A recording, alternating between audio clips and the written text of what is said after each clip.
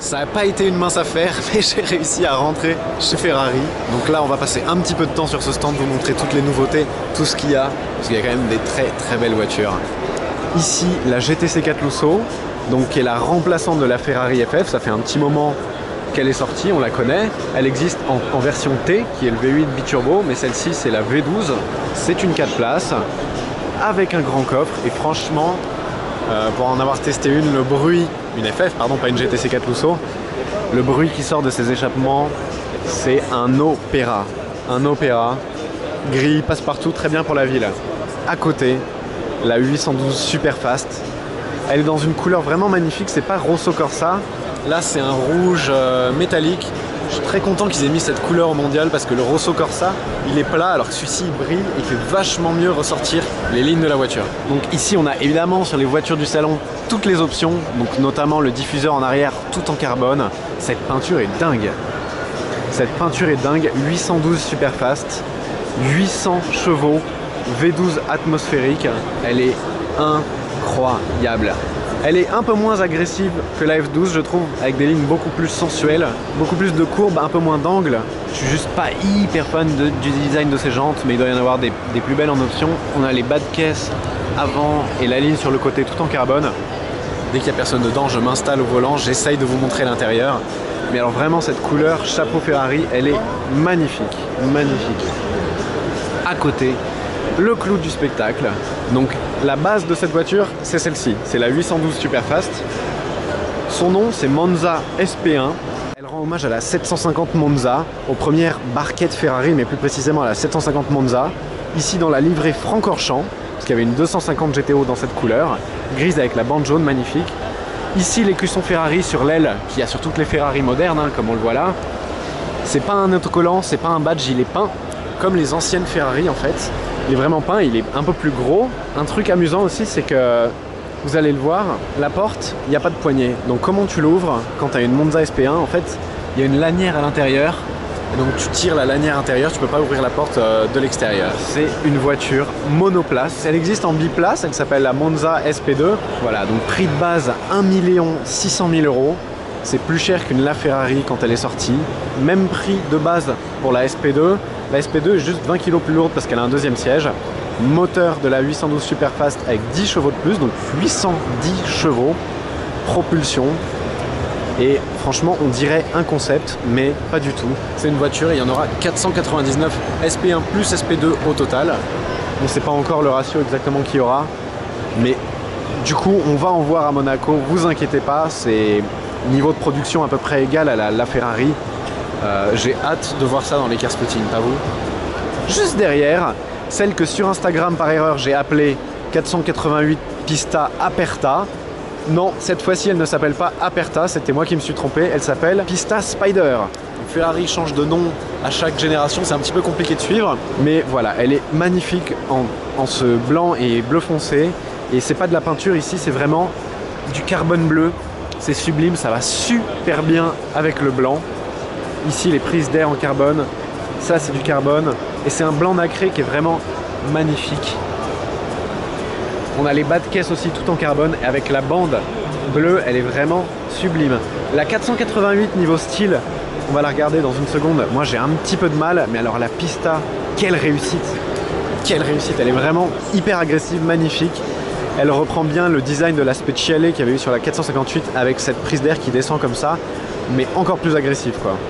Là on a la version du coup normale de la 488, c'est le coupé, c'est la GTB.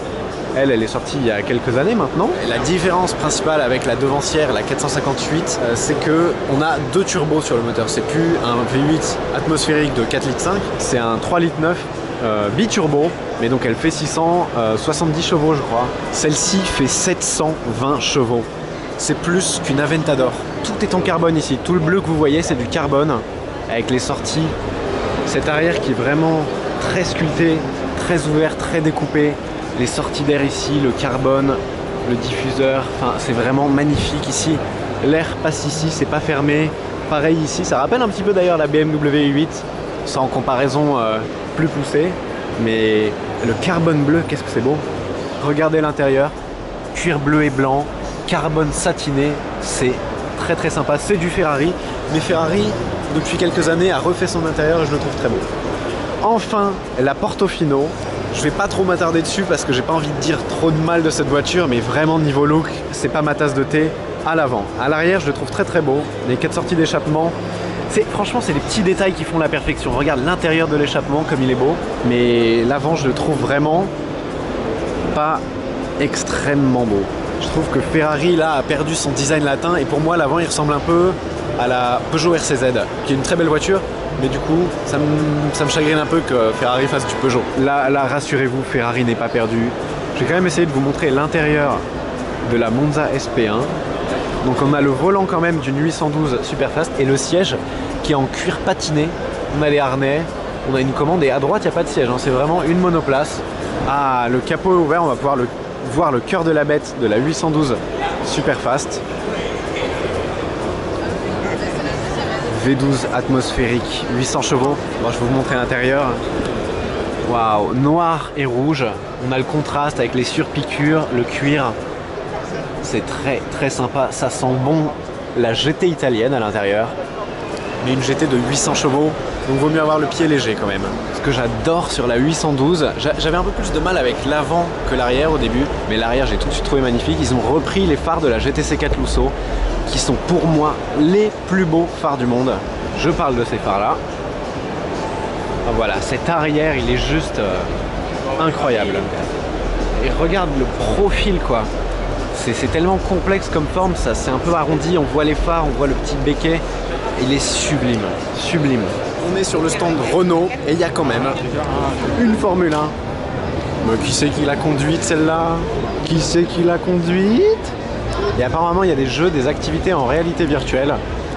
Donc voilà, venez jouer et faire la queue chez Renault Sport F1.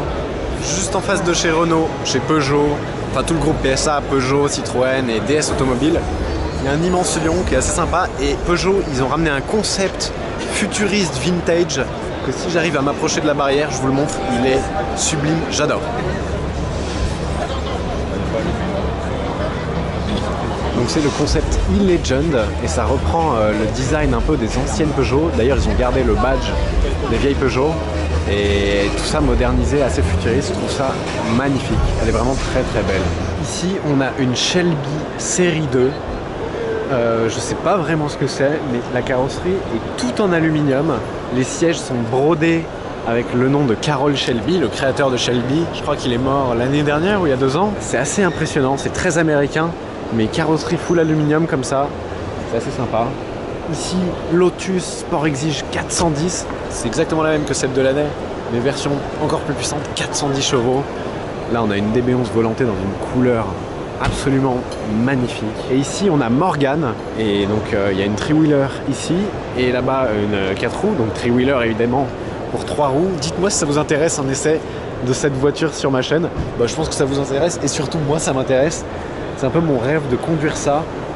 À Paris, Morgan et Donkervoort, vous savez le constructeur hollandais de petites voitures comme ça, c'est Beaumont Automobile. Vous pouvez aller le voir dans le 15e à Paris. Steven de Beaumont Automobile, c'est un mec génial, hyper passionné. Je pense qu'il va me laisser bientôt une petite Morgan 3-wheeler.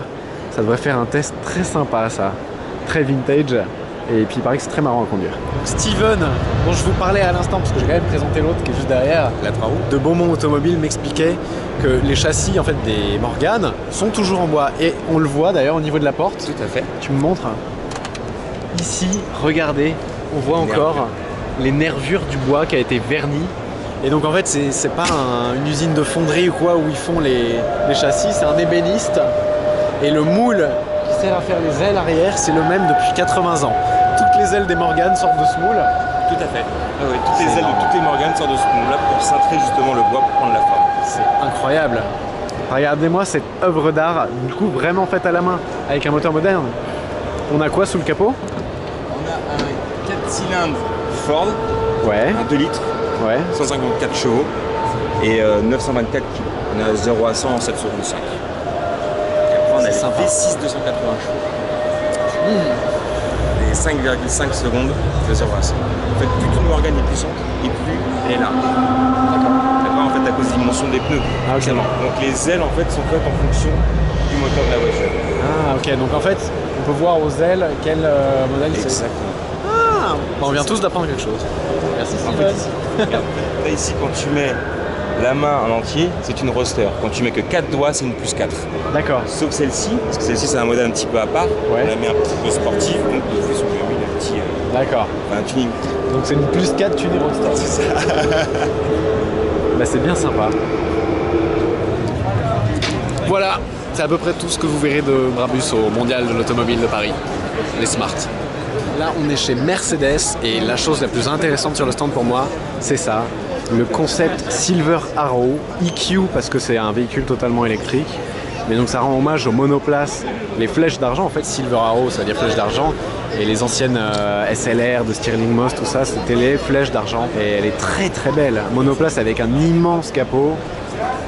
On a des jantes semi-ouvertes. Carapin, ah là là, et regardez le détail sur les roues, sur les pneus. Il y a la petite étoile de Mercedes qui est gravée dans les pneus. C'est très joli, le petit détail qui tue. Du carbone, de l'argenté. Très sympa. Pas d'AMG Project One encore. Mais peut-être au prochain mondial de Genève, j'imagine. Mercedes A35 AMG. Je crois que c'est un modèle qui va sortir un peu en dessous de la A45. J'ai beaucoup de mal avec le look de la nouvelle classe A. On va regarder l'avant, mais je suis pour l'instant pas très convaincu. On a quand même la petite lame en aluminium qui est la signature d'AMG. Et elle est un petit peu énervée avec les LED, mais la couleur et le design général de la nouvelle classe A, pour l'instant, je suis pas trop fan. Hein. Franchement, je dois avouer. Je suis désolé, on peut pas l'avoir avec beaucoup plus de recul parce que vous avez vu le monde qu'il y a. Mais bon, voilà. A35 AMG, 4 cylindres, 225 chevaux, 0 à 100 en 4 secondes 8, je crois. Il y aura probablement une nouvelle A45 AMG, mais pour l'instant, elle n'a pas encore été révélée. Chez AMG, on peut écouter les sons moteurs, c'est extraordinaire. J'adore. Par contre, je pourrais pas vous montrer les voitures, il y a beaucoup trop de monde. Passage obligé. C'est du solide. C'est du solide. Mais faut pas taper comme ça, monsieur. Le tout nouveau classe G. Ah, quand même. Quand même. On pourra pas en voir beaucoup plus, mais un classe G. On en a vu un. C'est une bonne journée. Bon, on est rentré chez Jaguar Land Rover et derrière moi, le I-Pace. Donc c'est leur tout nouveau SUV tout électrique que je trouve très joli, très sympa. Moi j'aime beaucoup. Hâte de pouvoir le tester parce que l'électrique ça va quand même être notre futur, qu'on le veuille ou non. Et l'arrière, enfin le style est très joli quoi. C'est vraiment, ça s'est modernisé Jaguar depuis la F-Type. Je connais pas toutes les versions, ça c'est EV400. Ah, les poignées qui sortent comme ça, c'est sympa. Ça c'est sympa parce que ça veut dire que quand elles sont rentrées, tu as une ligne assez classe de la voiture. Alors chez Jaguar, faut pas confondre, on a le nouveau, si on le dit à la française, le E-Pace. Et là, on a le E-Pace. Ou alors E-Pace en anglais et I-Pace. Ça prête à confusion quand même. Je viens d'apercevoir ce Jaguar F-Pace SVR. Je suis très curieux de savoir ce qu'il y a comme moteur là-dedans. Je vais aller voir parce que si c'est le même moteur que dans le Range SVR ou que dans la F-Type SVR, c'est un truc de malade. Très sympa parce que c'est plus petit que le Range SVR. Ah, ça c'est beau. Qu'est-ce que c'est beau.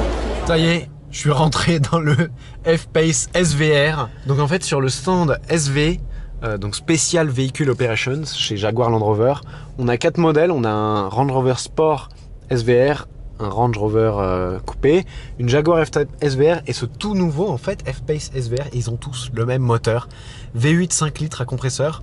Là-bas il fait 570 ou 575 chevaux. Pareil dans la Jaguar, ici il fait que 550 chevaux. C'est génial quoi, un F-Pace avec le moteur du F-Type SVR. L'intérieur est magnifique, on a des sièges sport, c'est trop beau. J'adore ce moteur SVR, en plus dans un F-Pace qui est plus petit que le Range, ça doit être une folie. Et s'il fait le même bruit que le Range SVR, alors là, je vais vous montrer l'extérieur. Il est énervé franchement. Le seul truc qui est un petit peu bizarre, c'est cette plaque en plastique là devant le Jaguar. Mais il a l'air super vénère. Et alors ce Range SVR là, ils ont mis tout ce qu'ils avaient dessus. C'est un chocard de salon évidemment. Le capot en carbone, moi je trouve que ça fait too much, mais je peux le personnaliser comme ça, je pense que c'est extrême. Extrême, et ça c'est une tuerie. Et ça doit être le nouveau parce que les sorties à l'arrière, c'est plus les 4 petites sorties. C'est des sorties rectangulaires avec une petite séparation au milieu. Ça j'adore, magnifique. C'est un de mes top 3 dans mes voitures préférées au monde, je crois, le Range SVR.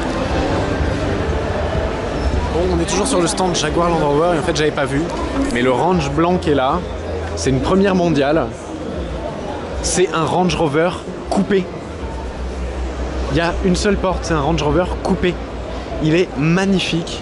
C'est un délire de SV chez Range Rover et ils vont en faire 999 exemplaires. Prix de base 295 000 euros. Donc déjà quand tu déverrouilles la voiture, il y a un marchepied qui descend parce que c'est plus confortable de monter dans une voiture qui est haute. Regardez les portes avec du teck, comme du teck de bateau, du cuir blanc. Les 4 tapis de sol là ils coûtent 3 000 euros. On a du bois, du cuir, on a très peu de plastique, c'est vraiment très joli. Les sièges sont magnifiques. Et regardez à l'arrière, les sièges sont d'une couleur différente, mais on se croirait dans un Riva, dans un yacht quoi, c'est magnifique. 295 000 euros. Bienvenue chez Porsche. Du coup chez Porsche cette année, ils ont le line-up quand même le plus fou de tout le mondial. 959, GT1, Carrera GT 918. La 959, c'était la première supercar de Porsche, sortie en 1986. Vitrine technologique, 4 roues motrices, moteur turbo. Il y avait même le contrôle de pression des pneus, les sièges électriques, la suspension réglable avec les boutons. Alors l'intérieur, tu vois que ça date de 86 quand même, ça te donne un indice. Et 1986 quoi. On va la refermer, c'est quand même incroyable. 10 ans plus tard, ils sortent la 911 GT1, dont vous allez voir l'intérieur, c'est quand même jamais vu, hyper rare. 911 GT1, du coup base de 996. Vraiment c'est une voiture de course. T'as l'arceau, t'as quand même les sièges en cuir, on dirait qu'il y a une petite climatisation, mais l'intérieur d'une GT1 tu vas pas voir ça souvent, pardon. Et regarde la largeur des seuils de porte et la largeur de la porte qui évidemment est tout en carbone. C'est magnifique. C'était du coup l'époque des CLK GTR, McLaren F1, 1996 911 GT1. Je trouve que c'est la plus impressionnante des quatre. Moi la GT1 je la trouve absolument incroyable. 2003, Porsche Carrera GT. À la base, le V10 qui a été développé pour cette voiture, ça devait être développé pour une voiture de course qui au final n'a jamais existé. Mais du coup, ils ont quand même conservé le moteur et ils l'ont mis dans la Carrera GT qui a maintenant 15 ans, 2003, mais qui n'a pas pris une ride. Et Porsche a récupéré de la Carrera GT cette console qui descend depuis le tableau de bord. Maintenant, sur toutes les voitures, il y a cette espèce de console qui descend. Ça vient de la Carrera GT. Le petit pommeau de levier de vitesse avec le bois comme ça, c'est magnifique. Je vais quand même vous l'ouvrir. Alors la poignée de porte, c'est ici. Elle est presque aussi large que sur la GT1. Là c'est du carbone. On voit qu'il a vieilli le carbone ici parce qu'il a jauni. Carrera GT. Regardez les baquets avec du coup V10 atmosphérique de 5 litres ou 5 litres 2. Boîte mécanique. C'est incroyable. Il paraît que c'est une voiture hyper exigeante à conduire, mais que c'est une des plus ouf, une des plus connues, une des plus mythiques pour plusieurs raisons malheureusement. La Carrera GT. Et 10 ans plus tard quasiment, 2014, année de production de la première 918 Spider, parce que le concept a été présenté en 2010, donc la voiture a quand même en production déjà 4 ans, mais presque 8 ans, elle n'a pas pris une seule ride. Je vais vous montrer l'intérieur, c'était le premier véhicule supercar hybride de Porsche. Et donc hybride, on a le petit verre sous le 918 Spider, les sorties d'échappement sur le dessus, le concept les avait ici. Ici on a l'essence et de l'autre côté on a une prise pour la brancher, pour la recharger. Je vais vous l'ouvrir si j'y arrive. Hop. Pareil, donc on a la porte hyper large tout en carbone, le cuir, les surpiqûres. Là on fait un bond technologique avec le système évidemment. Tu vois c'est un peu la même console que dans la Carrera GT mais il n'y a que des écrans. Évidemment boîte PDK, V8 hybride, un peu moins de 900 chevaux, 890 je crois. Carbone baquet, enfin c'est... La 918 c'est magnifique. Elle est magnifique. Mais pour moi, des 4, je prendrais à conduire la Carrera GT et à mettre dans mon musée la GT1. Ce line-up chez Porsche, je leur remets la palme du line-up le plus fou quand même. Ça c'est... Elles viennent toutes du musée à Stuttgart en Allemagne. Donc le clou du spectacle chez Porsche, c'est la 911 Speedster Concept. Donc pour l'instant c'est encore un concept, mais elle va être produite. C'est peut-être pas la version définitive, il y a encore quelques homologations à faire, on n'est pas encore sûr, par exemple le bouchon de réservoir ou les rétroviseurs, mais en fait revenons à la base, c'est quoi la Speedster? La Speedster, la toute première Speedster, c'est elle. 1948, Porsche produit sa toute première voiture, la 356, et dans la foulée la Speedster qui est une version plus dépouillée, plus allégée, plus sport, parce qu'il n'y a pas le toit, donc elle est plus légère. Donc ça c'est l'origine de Porsche, et derrière on a l'hommage qui devrait sortir. Et franchement elle est incroyable avec le bouchon de réservoir sur le capot au milieu. Ces jantes sont absolument magnifiques. On a des gros carbone céramique, mais les jantes sont vraiment très très belles. Ici, on a le patch noir qui rend hommage à celle-ci. En fait, c'est pour protéger les ailes qui sont un petit peu plus larges des gravillons. Et l'intérieur, je vais vous montrer l'intérieur. Déjà à l'arrière, on a typiquement le double bossage sur les Speedster. Double sortie d'échappement à l'arrière parce que c'est un moteur de GT3. C'est aussi un châssis de GT3 d'ailleurs. Donc on a un flat 6 4 litres de 500 chevaux, boîte mécanique, les sièges de 918 Spider, intérieur rouge et noir. C'est très très beau, très très très beau. Évidemment, elle va être produite en nombre limité, 1948 exemplaires pour rendre hommage à l'année de sortie de la toute première 356 Speedster. Après, là, la couleur du mondial, c'est le rouge indien, mais c'est plutôt une couleur de mondial. Cette voiture-là, quand elle a été présentée, elle était exactement dans cette couleur, le rouge indien. Donc c'est aussi un hommage à cette voiture. Mais moi, je la préférais, je pense, dans un gris rhodium comme ça, qui ferait beaucoup mieux ressortir, je trouve, les courbes qui sont à l'arrière magnifiques que le rouge. Mais bon, ça reste quand même magnifique. Probablement le dernier stand que je filme aujourd'hui au mondial, Audi. Il y a beaucoup de monde, je ne vais pas vous filmer toutes les voitures, mais la plus impressionnante pour moi c'est celle-ci, PB18, PB parce qu'elle a été présentée à Pebble Beach cette année en 2018. e-tron, donc c'est un concept tout électrique, incroyable, vraiment magnifique. En plus la couleur c'est une sorte de nardo grey qui est ma couleur préférée, mais métallique un petit peu. Elle est ouf, elle est ouf. Si le futur de la voiture, qui plus est électrique, ressemble à ça, ce sera avec plaisir que j'en ferai partie. Avec plaisir, elle est vraiment très très belle. Ah, il y en a qui testent le klaxon. Par contre, les constructeurs, s'il vous plaît, les fausses sorties d'échappement, c'est plus possible. C'est plus possible, vous êtes de plus en plus à faire ça, Mercedes, Audi, ce n'est pas possible. Les fausses sorties, vaut mieux ne pas en mettre. C'est plus joli. Mais mettre des fausses sorties, en plus, là ça se voit que c'est faux, il y a un cache en plastique.